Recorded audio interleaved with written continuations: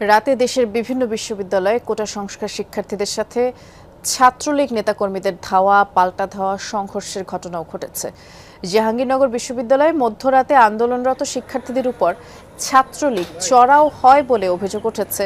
এতে দুপক্ষের মধ্যে ধাওয়া পাল্টা ধাওয়া মারধরের ঘটনা ঘটে। এক পর্যায়ে পুলিশ টিয়ারশেল ও রাবার বুলেট ছুড়ে পরিস্থিতি নিয়ন্ত্রণের চেষ্টা করে। এতে করে অন্তত 40 জন আহত হয়েছে। আহতরা স্থানীয় বিভিন্ন হাসপাতালে চিকিৎসাধীন রয়েছে।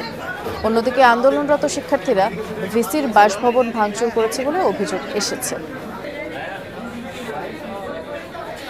কুমিল্লা বিশ্ববিদ্যালয়ে আন্দোলনকারী এক শিক্ষার্থীর উপরে হামলার অভিযোগ উঠেছে ছাত্রলীগের নেতাকর্মীদের বিরুদ্ধে।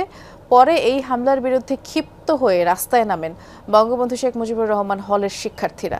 আর তাদের অভিযোগ, শাখা ছাত্রলীগের সাবেক সাংগঠনিক সম্পাদক ফেসবুকে একটি পোস্ট করার পরই ক্যাম্পাসে সক্রিয় হয় দলটির নেতাকর্মীরা। এরপরে রাতে ফরহাদ হলে ফেরার পথে তাকে মারধর করা হয়।